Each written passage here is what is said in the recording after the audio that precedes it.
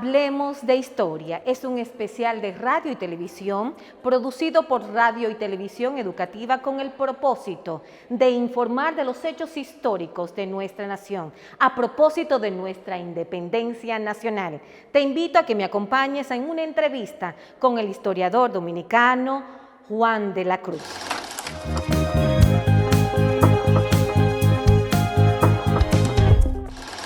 Hablemos de Historia. En esta ocasión conversamos con el historiador Juan de la Cruz, catedrático universitario.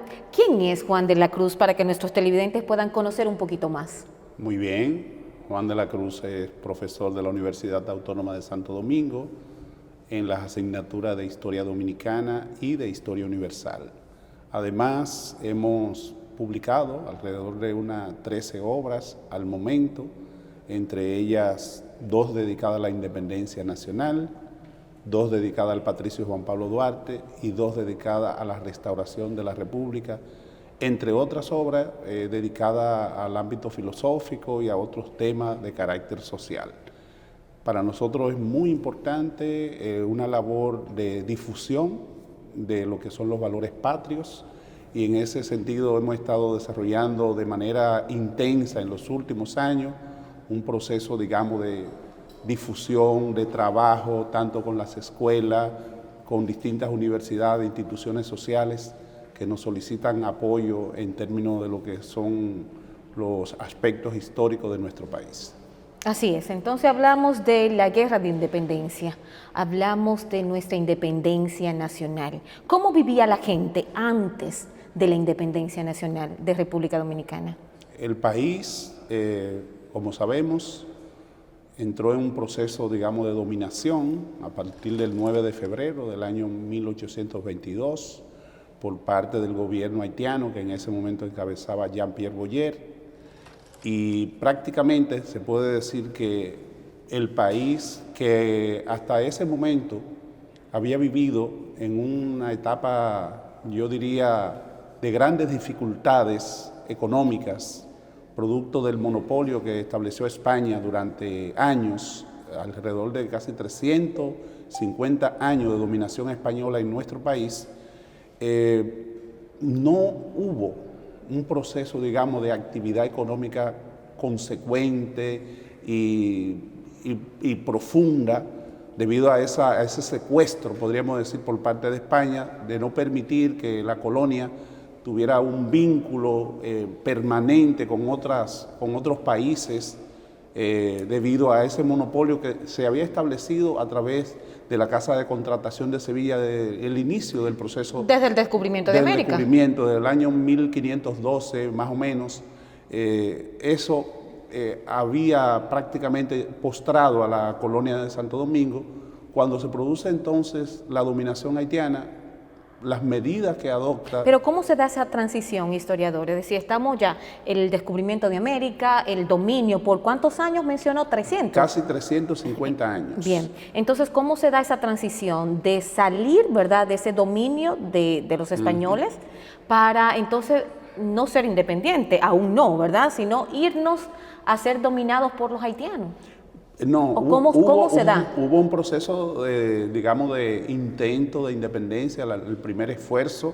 ¿Cuándo se da esto? Llevado a cabo por José Núñez de Cáceres. Eso ocurrió el 1 de diciembre del año 1821, pero apenas duró 2 meses y 8 días. Ya. Y sobre todo por una serie de circunstancias que no favorecieron a José Núñez de Cáceres y a su proyecto, por no haber tomado medidas tan importantes que había prometido a varios de sus aliados, como era el coronel Pablo Alí, al cual le había prometido que iba a abolir la esclavitud y no cumplió con esa disposición, se alió más bien a los sectores terratenientes, ateros del país.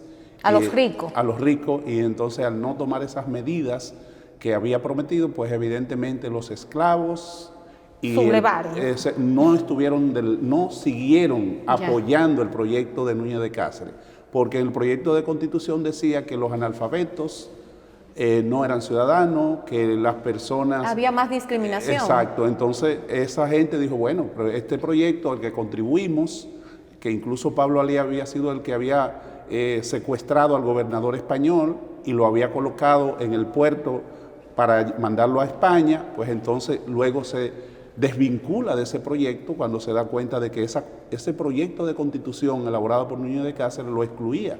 Ya. Y es ahí entonces donde Núñez de Cáceres se queda solo, se ve compelido con la ocupación por parte de Jean-Pierre Boyer de entregar simbólicamente la llave de la ciudad de Santo Domingo, que era, como todos sabemos, una ciudad amurallada, con 2 puertas de entrada, una puerta sur, que es lo que conocemos como la Puerta de la Misericordia. En el Conde. Sí, que daba en este caso sobre todo a la zona del Malecón, camino a San Cristóbal, y una puerta norte, que es lo que conocemos propiamente como la Puerta del Conde, que es el camino que conducía tanto al Cibao como también hacia el este. Entonces, es en ese contexto que los dominicanos viven una situación, digamos, de dominio por parte de los haitianos. Jean-Pierre Boyer flexibilizó esas disposiciones tan rígidas que tenían los españoles y que en el caso de Núñez de Cáceres había intentado también flexibilizar, pero no durar tanto tiempo, no pudo ver concretizado ese nivel, digamos, de comercio, de intercambio comercial. Con 2 meses no era suficiente para que eso se produjese. Entonces, Jean-Pierre Boyer sí promueve el intercambio comercial con distintas naciones. Pero ¿dónde está Jean-Pierre? Él está en Haití. Ocupó esta parte, vino él personalmente y dejó al frente personas de su confianza. Pero él gobernaba Haití. Claro. Entonces él ve que hay una situación en la Hispaniola, en República Dominicana, entonces viene a República Dominicana. A lo que cruza, a la parte vamos a decir, de la isla de Santo Domingo, que todavía no es República Dominicana, perfecto, pero cruza la parte este de la ciudad amurallada, tomando sus propias palabras, entra a la ciudad. Y hace un discurso en donde promete que no venía en son de conquista, sino que venía en son de ser parte, digamos, de una nueva alianza con los habitantes de la parte este. Y en ese sentido toma medidas importantes como la abolición de la esclavitud, que no había hecho lamentablemente Núñez de Cáceres, y eso le genera un nivel, digamos, favorable de parte de ese sector, que eran alrededor de 10.000 esclavos más o menos, lo que había en la parte este en ese momento. Sin embargo, esas medidas positivas en principio, posteriormente no se mantuvieron. Y entonces toma medidas que fueron muy odiosas para gran parte de la población, como el servicio militar obligatorio, que todas las personas... Perdón, historiador, entonces, ¿y cómo nos llamamos nosotros en esa época de la historia? En el caso... ¿Somos los quisqueyanos? ¿Cómo nos llamamos? No, en ese momento, se dice que desde el siglo XVIII, y hay documentación sobre esto, ya se hablaba de pueblo dominicano. A pesar de no...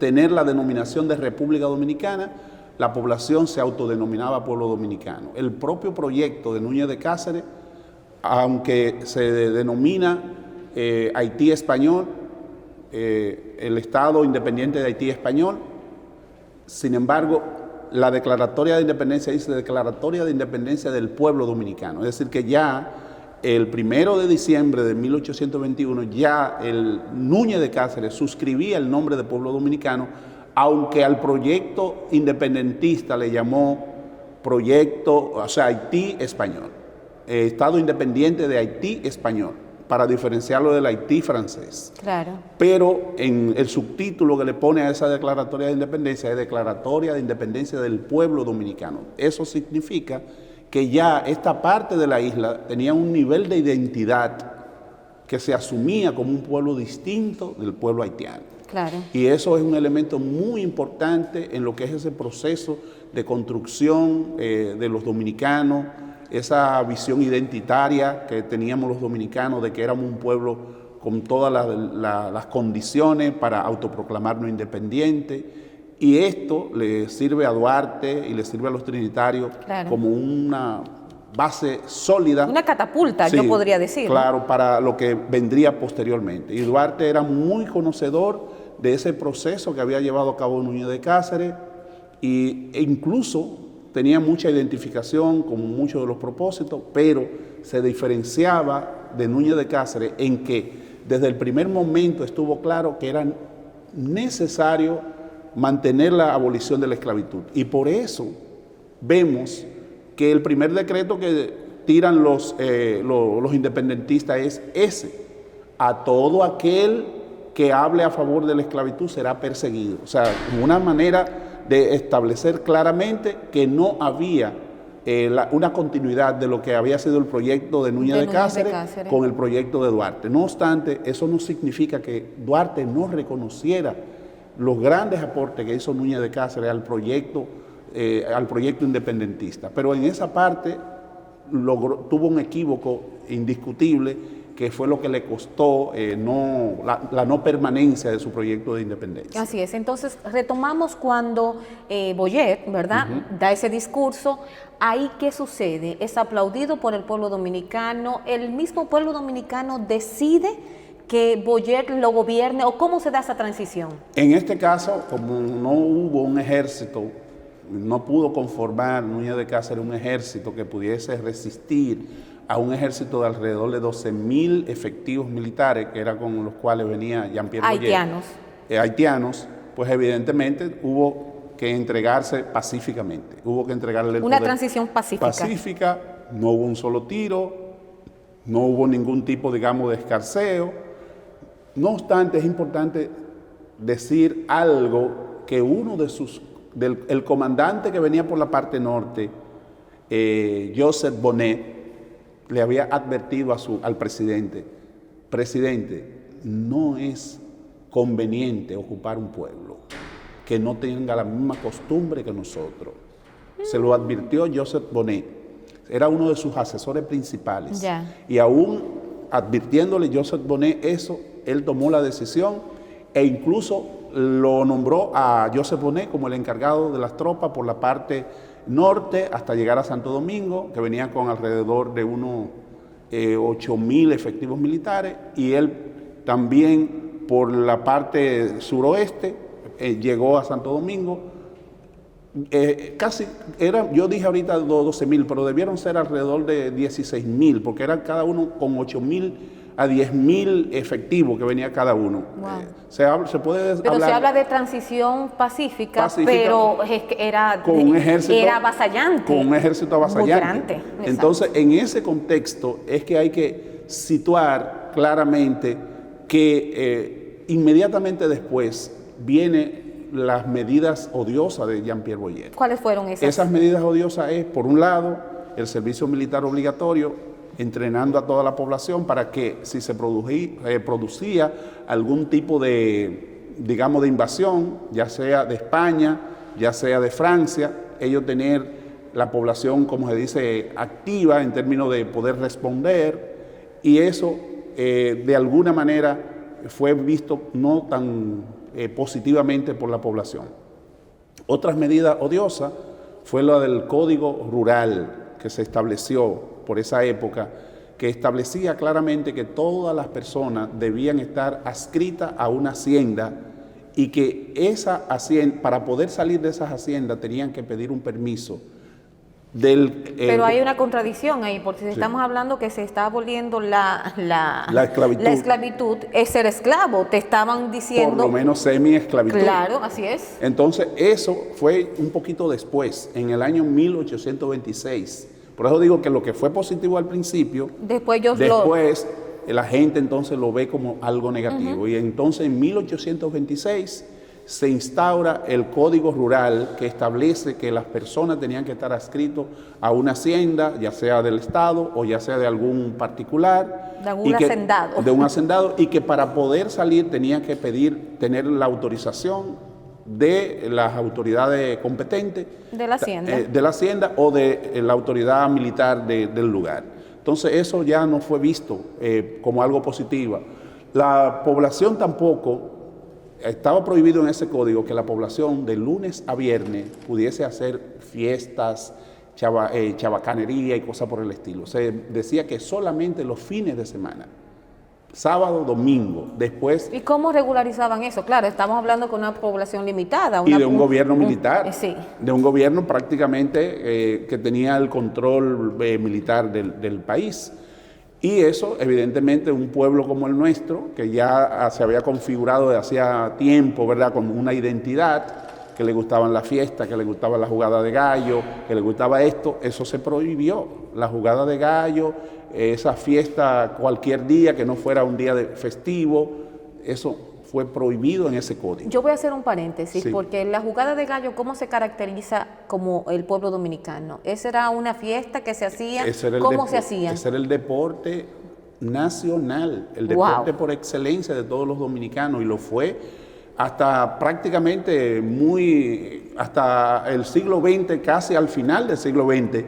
Todavía, hoy día, hay muchas zonas donde hay galleras y todavía la gente juega gallo, menos que antes, porque hoy hay otras diversiones, pero como no había más diversiones... se le denominaba deporte nacional. Eso era el deporte nacional. Lo del béisbol viene después de la invasión norteamericana de 1916, pero hasta ese momento el deporte nacional era la jugada de gallo. Por eso vemos que los partidos, por ejemplo, de inicio del siglo XX, tenían como símbolo un gallo. Un gallo.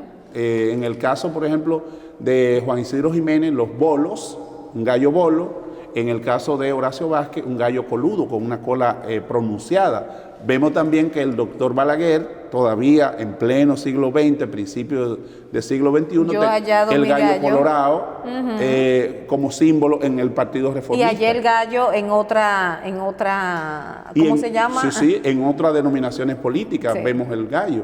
De manera que todo eso era parte de nuestra cultura y los haitianos desconocieron eso. Otra cosa que también creó niveles, digamos, de animadversión a Jean-Pierre Boyer y su gobierno fue el hecho de que prácticamente a la población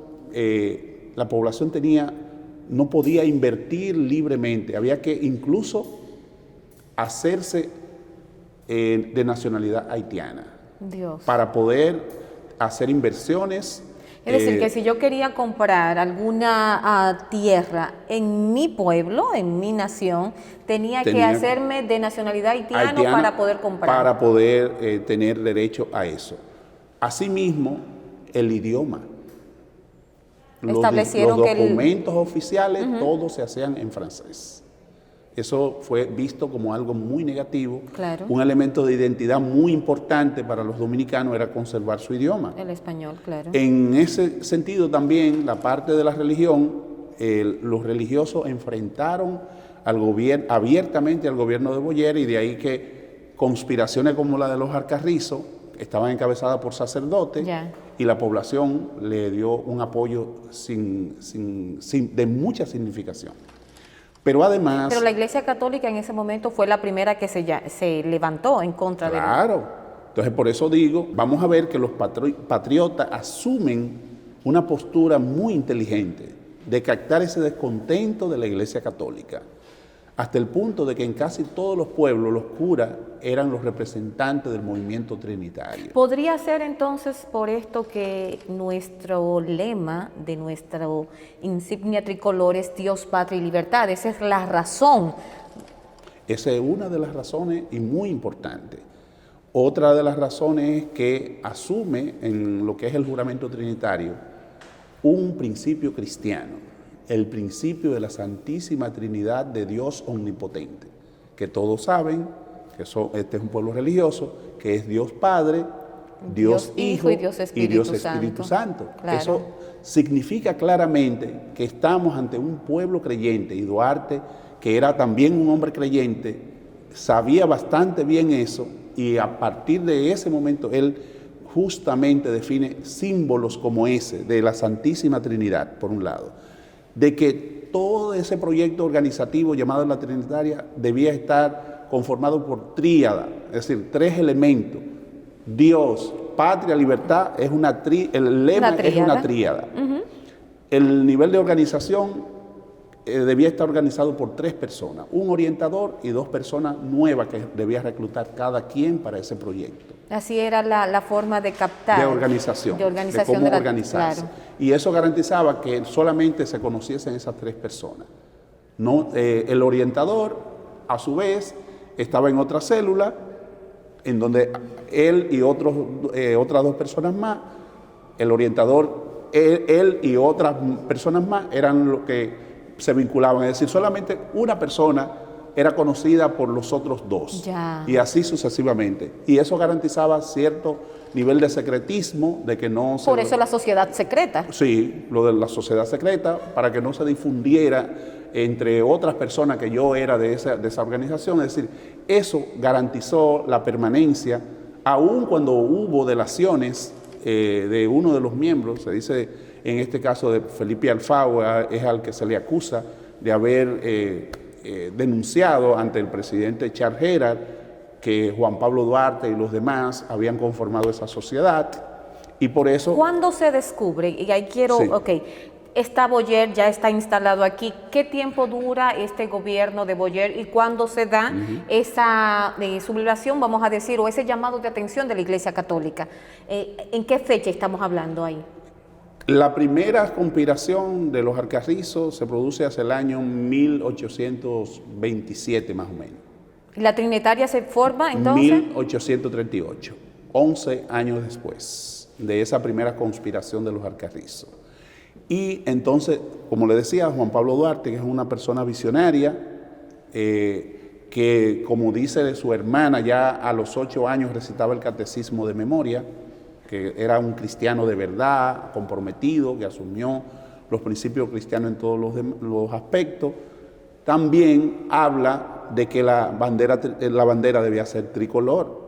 Y de ahí la tríada. ¿Por qué tricolor? Lo de la tríada, que todos los elementos son 3, como se dice. Claro. Y entonces el rojo, azul y blanco. ¿Y qué es lo que está como blanco? La cruz. La cruz. Que decía Duarte, la cruz no es símbolo de padecimiento, sino símbolo de redención. Como en el caso de Jesús. Así es. Que murió en la cruz para, en este caso, redimir a toda la humanidad. Entonces, esos elementos de carácter cristiano, Duarte lo tiene muy bien claro, y junto a esto también agrega 3 elementos más. ¿Cuáles son esos 3 elementos? La palma, que es símbolo de libertad. Que de hecho lo vemos acá en Claro, nuestro escudo. lo vemos acá. El laurel, Aquí que está. es símbolo de paz. Y en este caso, en el escudo, en su centro, un libro abierto, que no es cualquier libro, ¿Qué es la Biblia? es la Biblia. Y con la cruz detrás, como lo podemos ver. Así es. Y ese libro abierto, justamente en un libro, yo diría, de la Biblia fundamental, San Juan 8:32. Y conoceréis la Y verdad conoceréis y la la verdad os hará libre. Y la verdad os hará libre. Eso es algo pautado, planeado por nuestros padres fundadores, y con una claridad meridiana en términos religiosos. Pero no solo esto, el nombre de la república que él acoge, que en términos, vamos a decir, de latín, que es el que le sirve de base, significa pueblo de Dios. Pueblo amante de Dios. Y ese es el significado de República Dominicana, que en términos, podríamos decir más literal, podría decir perros del Señor. Dominicane, cane, todos sabemos que en latín es perro, dominican, en este caso Dios o Señor.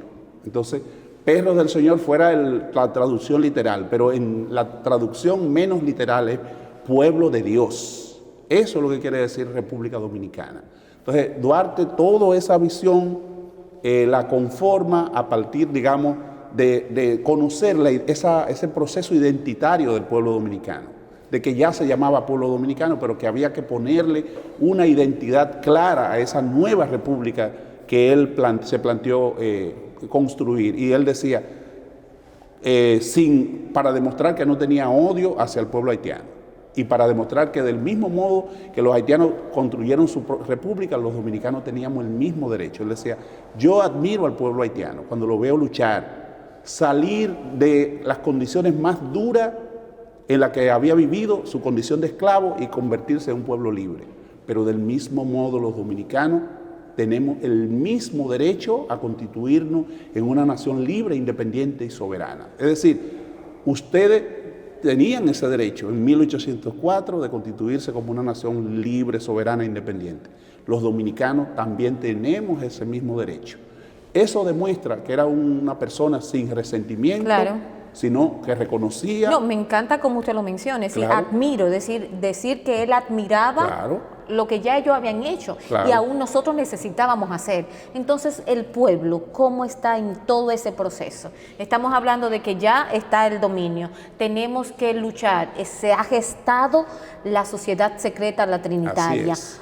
Se da las células, ¿verdad?, Sí, sí. para captar a todos estos militantes de la sociedad secreta. Entonces, ¿cómo se da la primera luz pública, por así Sí, decir, de la sociedad secreta la trinitaria? Lo primero es saber que se produjo, la primera reunión se produjo en la casa de uno de los complotados, Juan Isidro Pérez. ¿Y quién, con la anuencia de quién? De Josefa Pérez de la Paz, la madre de Juan Isidro Pérez, conocida popularmente como Chepita Pérez. Es en esa casa donde se hace la primera reunión, aprovechando que el 16 de julio es el día de Nuestra Señora del Carmen. Y así entendía Duarte y los demás que podían pasar inadvertidos porque celebración. Porque justo al frente estaba la iglesia de Nuestra Señora del Carmen. Y se veía como algo normal que mucha gente entrara, saliera donde doña Chepita, que era una persona muy afable con todo el mundo, y en fin, y se veía como algo natural que hubiese gente visitando, en este caso, la casa de doña Chepita Pérez de la Paz.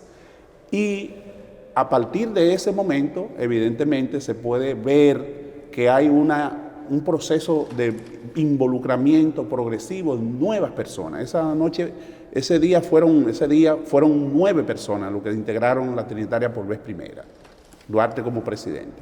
Pero inmediatamente después fueron integrando otras personas. Y en esos procesos posteriores es que se integran Sánchez, es que se integran Mella, es que se integran Manuel Jiménez y otros, diríamos, destacados febreristas, se incorporan en ese proceso de una manera, Juan Evangelista Jiménez y muchos más. Entonces es ahí donde vemos cómo ese proyecto fue en un proceso de crecimiento paulatino. ¿Qué tiempo dura ese proceso de crecimiento de los trinitarios? Prácticamente hasta 1843, cuando se produce la persecución abierta del gobierno, en este caso, ya no de Jean-Pierre Boyer, sino del gobierno de Charles Gerard, que es el que sustituye tras un golpe de Estado que se le dio a Boyer. El movimiento de la reforma en Haití, que Duarte de manera muy inteligente mandó emisarios, primero a Nepomuceno Ravelo y luego a Mella, para tomar contacto con los revolucionarios haitianos, y de esa manera propicia una alianza con el movimiento de la reforma de Haití, y entonces era como un paso más hacia ese proceso de la independencia. Claro. Y Duarte fue un hombre táctico, visionario, y es en ese contexto que Mella, que había sido incluso comandante de la Plaza de Armas de San Cristóbal en 1835, y al que se incorporó posteriormente al proyecto independentista, es prácticamente una figura muy conocida, era un oficial ya, Mella, conocido por otro oficial que había sido gobernador de acá en representación de los haitianos, Borgelá, que el palacio de gobierno donde dominaron los haitianos lleva el nombre de él, Palacio Borgelá, ubicado ahí en la calle El Conde, esquina Isabel la Católica. De manera que en ese contexto es que va Mella a Haití y se hospeda nada más y nada menos que en la casa de Borgelá. O sea, era una persona sumamente conocida, Borgelá. Y Mella tenía una muy buena relación con él y se hospeda en su casa, a pesar de que Borgelá fue una de las figuras clave de Boyer antes, pero estaba en el proceso de conspiración ya a favor del movimiento de la reforma, y es por eso que se hospeda en la casa de Borgelá. Y todo ese proceso demuestra que fue algo muy bien planeado de parte de Duarte y los trinitarios, en el sentido de ir incorporando progresivamente sectores de diversa naturaleza. Y por eso vemos que posterior a que Duarte se tiene que ir al exilio, perseguido por Charles Gerard, se produce la alianza de sectores conservadores. Pero cuando, no se me vaya tan rápido, historiador de la Cruz, ¿cuándo se da? Ok, viene ya, se derroca a Boyer, viene Borgelá, ¿verdad? Entonces ya está instaurado el gobierno. ¿Cuándo se da este proceso? Ya hablamos de que visita a Haití por encomienda de Juan Pablo Duarte para ser parte de este movimiento y en miras, ¿verdad? Como visionario, en miras a nuestra independencia nacional. Así es. Entonces, ¿cómo se da el proceso que descubren a los trinitarios, ¿verdad? Y entonces Juan Pablo Duarte debe de salir de la nación. Sí, como usted dice, iba un poquito rápido. Es importante que la población dominicana sepa que se constituyó un gobierno provisional, tanto de aquel lado como de este lado. Es decir, cuando se derroca a Boyer, hay un gobierno provisional que lo encabeza Charles Ayné en Haití. ¿Y aquí se conforma una junta popular, se llama la Junta Popular de Santo Domingo, que no era un gobierno paralelo a aquel, pero sí era un gobierno ya de la parte este en representación del nuevo gobierno haitiano. Ya. Esa Junta Popular de Santo Domingo está conformada por 3 dominicanos y 2 haitianos. Y entre esos dominicanos estaba nada más y nada menos que Duarte como uno de los miembros, Mella como otro de los miembros y Pina como el secretario de ese gobierno. Es decir, 3 dominicanos y 2 haitianos. Y es en ese marco, el presidente era en este caso un haitiano, pero el secretario era Pedro Alejandrino Pina. Y en el caso de Mella, en un momento fue Mella y después pasó a ser Pina el secretario. Y Duarte era miembro. Y a Duarte se le encomienda, por ejemplo, ir para toda la línea, la parte este del país, una carta de ruta para él conformar juntas populares en todo el este del país. Es decir, en Vallaguana, en Monteplata, en Atomayor, El Ceibo, en ese proceso. Y es en ese proceso que él contacta a los hermanos Santana, Ramón Santana y Pedro Santana. La buena relación la tenía con Ramón Santana, que eran gemelos, ellos dos, y Duarte, que a ese momento era coronel del ejército haitiano. Había entrado como un cabo, Fourier, y había ido ascendiendo en el ejército haitiano hasta llegar al rango de coronel. Sí. ¿Hay registro de todo eso? Claro, ¿Cómo él puede llegar a ser coronel dentro del ejército? Y fue en ese proceso de ascenso y entonces se le invistió con el poder de poder también a más, o sea, el rango mayor que podía investir era de coronel hacia abajo. En esas localidades, personas prestantes que le entendiera que podían hacer las veces, digamos, de comandante militar en alguno de esos lugares. Él tenía esa encomienda. Sí, se le invistió con ese poder. Y es así como él le ofrece a Ramón Santana investirlo como coronel, y Ramón Santana dice: yo no soy muy dado a la parte militar. Ahora, el hermano mío sí gusta de eso, Pedro Santana. Dios Entonces, mío. ahí es donde Duarte lo inviste como coronel a Pedro Santana, y prácticamente ellos se incorporan en el Ceibo a todo el proyecto de independencia, al tiempo que los trinitarios seguían haciendo toda su labor. En el caso de Mella, se le envió al Cibao para mantener los contactos con los diferentes curas. Pero yo quiero hacer un paréntesis, porque me llama mucho la atención, historiador. Entonces, quien le da el rango de coronel a Pedro Santana es Juan Pablo Duarte. Así es. Pero estaba como representante del gobierno haitiano en ese momento, ¿verdad?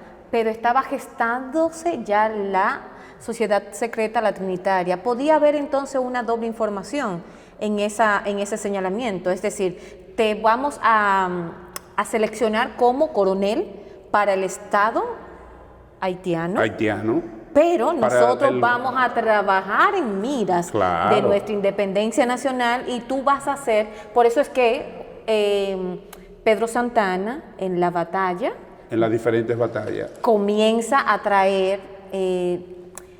los que pelean por nosotros contra los haitianos. Así es. No había visto esto de la historia de esta forma. Es decir, estamos hablando de Juan Pablo Duarte como un joven militar, que está, bueno, era obligatorio, ¿verdad? Ser Ser miembro parte del ejército del haitiano. ejército haitiano. Pero cómo él pudo, ¿verdad?, tener esa visión de gestar de manera secreta, ¿verdad?, como la sociedad secreta, y ir buscando a estos hombres que eran los que iban a levantarse conjuntamente Claro. con él. Es importante. ¿Qué tiempo se da? ¿Cuántos es años impor- pasa eso? Sí, es importante saber que Duarte, una de las orientaciones que dio a todos los miembros de la Sociedad Secreta Latinitaria era que se enlistaran en el ejército haitiano.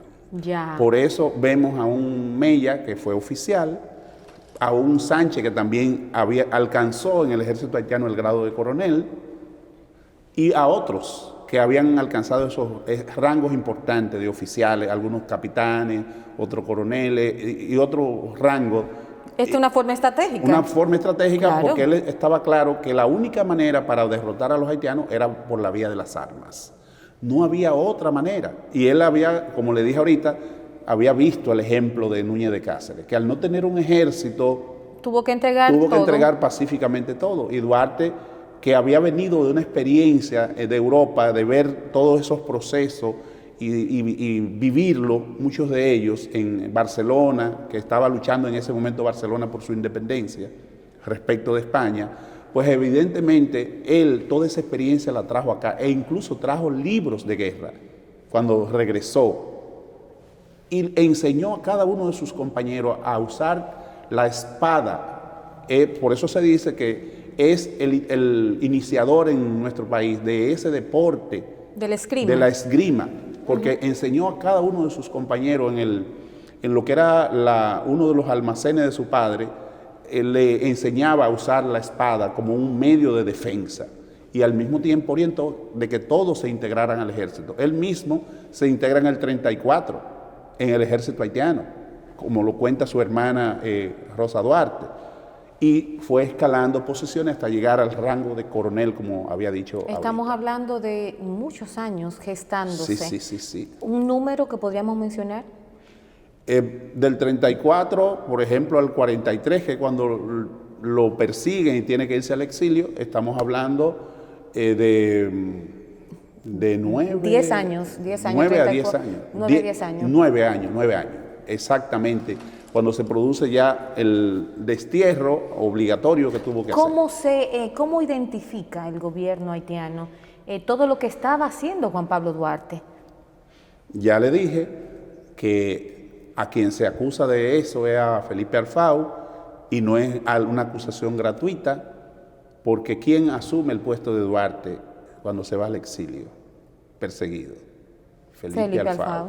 Pasa a ser el coronel de la brigada, de la compañía, en este caso de la compañía 32, había la compañía 31 y 32, Duarte era de la 32.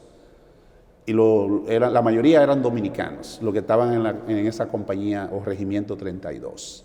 Y quien sustituye a Duarte es nada más y nada menos que Felipe Alfau. Y a partir de ahí asume una actitud abiertamente en contra de los trinitarios. Eso no hay nada que en este caso que husmear, que no sea ver ese comportamiento de Felipe Alfau. Y que luego es el que se alía abiertamente a Pedro Santana en contra de los trinitarios y es el que luego busca la anexión a España. Que viene Duarte y detiene. Exactamente. Entonces eso nos dice claramente que Felipe Alfau fue el que se convirtió en el traidor en este caso de ese movimiento del que él fue fundador junto con Duarte y 7 personas más. ¿Qué se dio en ese momento? ¿No hay registro histórico de que fue un descontento o alguna situación familiar? No sé, ¿qué pasó? Hubo algunos de la familia Alfau que se incorporó a los procesos, pero evidentemente en la familia no todo el mundo actúa de una manera monolítica. Claro. En ese sentido parece ser que hubo algún descontento, no se registra específicamente cuál situación pudo haber provocado ese cambio de Felipe Alfau, pero lo cierto es que el hecho, como se dice, los resultados hablan por sí solos en este caso. El destierro el exilio para Juan Pablo Duarte, los trinitarios quedan solos. ¿Qué tiempo pasa de exilio Juan Pablo Duarte? En el caso de Juan Pablo Duarte, siempre mantuvo comunicación con varios líderes que él había ido forjando en su proceso Entre esos líderes queda Sánchez, como el principal líder, digamos, que encabezó el movimiento. Queda también su hermano, Vicente Celestino Duarte, que ellos dos, juntos, en ausencia de Mella, que fue hecho prisionero. ¿Dónde lo apresan? En Cotuí, justamente cuando se reunía con el párroco de Cotuí, Juan Puigvert, y asimismo fue hecho prisionero el párroco de Cotuí y fue hecho prisionero el párroco de San Francisco de Macorís. En este caso Salvador Rodríguez, me parece, se llamaba el de San Francisco de Macorís, porque como le dije, casi todos los curas de La Vega, de Santiago, estaban vinculados al movimiento porque rechazaban la dominación haitiana. Y todos ellos vieron el movimiento de la Trinitaria como el lugar ideal para poder empujar ese proyecto de nación que ellos concebían en ese momento. ¿Cómo llegamos al 27 de febrero de 1844? Llegamos de la mano de líderes, por ejemplo, como Mella, de la mano de líderes como Sánchez, Manuel Jiménez, Juan Evangelista Jiménez, de un conjunto de mujeres que jugaron roles importantísimos, como fue el caso de María Trinidad Sánchez, que en la noche del 27 cargó pólvora en lo que hoy nosotros llamamos en su refajo, pero al mismo tiempo llegamos con la presencia, la participación de varias mujeres como Ana Valverde, como Baltasara de los Reyes, que fue la madre de uno de la figura clave, Juan Alejandro Acosta, que fue el que fue a buscar a Duarte a Curazao en la goleta Leonor, y tenemos una serie de mujeres que son clave en ese proceso, también Concepción Bona, que fue la que bordó la bandera nuestra, María Trinidad Sánchez, que colaboró en ello, a una joven María Pina, en fin. Tenemos involucradas muchas mujeres en ese proceso y muchos hombres que le dieron continuidad al ideal que Duarte había sembrado en cada uno de ellos. Además, eso demuestra que Juan Pablo Duarte creó un liderazgo que aún en no centrado en él. Claro, que aún en ausencia suya pudo continuar ese movimiento. Eso es una muestra de un liderazgo democrático, un liderazgo participativo, integrador. Eso era Juan Pablo Duarte, así era Juan Pablo ¿Cómo Duarte. recordamos a Juan Pablo Duarte ahora celebrando nuestra independencia? ¿Cuántos años de nuestra independencia? 179 aniversario de la independencia de la República. Y eso nos dice a nosotros que Juan Pablo Duarte es hoy día y su ideal un elemento vivo. O sea, el ideal de Duarte es un ideal vivo porque siempre habló de la juventud como el elemento más importante del proceso independentista. Y la juventud nuestra ha estado jugando roles importantes en la lucha, por ejemplo, por lo que es la consolidación de la democracia dominicana. Al día de hoy. Al día de hoy. La juventud ha jugado roles importantes en la lucha por la preservación del medio ambiente y los recursos naturales. La juventud nuestra sigue jugando roles determinantes en lo que es todo el proceso de construcción de ciudadanía. Aún en el marco, ¿verdad?, de todo este proceso, digamos, de las redes sociales, que muchos dicen que esa juventud está distraída, ha usado esas redes sociales justamente para dejarse sentir y para que su voz se escuche. Entonces, esa juventud nuestra es continuadora de ese ideal de Juan Pablo Duarte, es continuadora del ideal de los trinitarios, es continuadora de todas aquellas cosas positivas, por ejemplo, de un Juan Pablo Duarte que supo rendir cuentas. De 1,000 pesos que se le entregó, gastó apenas 173 y entregó 827 al Tesoro de la República. Ese es el Duarte modelo de persona pulcra en el manejo de los recursos públicos. Y es el ejemplo que nosotros debemos seguir. Todos aquellos que tenemos posiciones públicas o que tenemos posiciones en una empresa privada o en cualquier espacio de la sociedad, tenemos que manejarnos de esa manera como se manejó Duarte. Integridad. Integridad, cosa que hay que destacar, no tenía Santana, porque Santana solicitó que se le entregara la isla Saona para él aprovechar toda la madera de caoba y cedro que había allí para beneficio particular.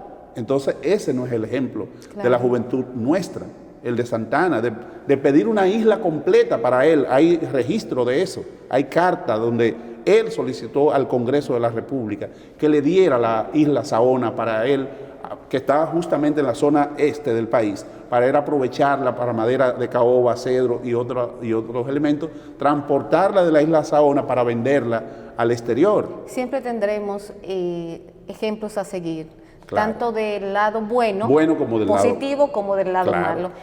Cualquier relación con la actualidad Es pura coincidencia. es pura coincidencia. Agradezco a nuestro historiador invitado, el señor Juan de la Cruz. Gracias. Siempre. A catedrático dominicano. Gracias por este tiempo de conocer y aprender un poco más. Tú estás viviendo al igual que yo, porque aquí en Radio Educativa Dominicana hablamos de historia. Gracias.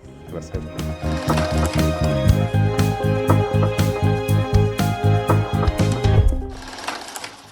Importante conocer todo lo que nos cuenta el historiador dominicano Juan de la Cruz.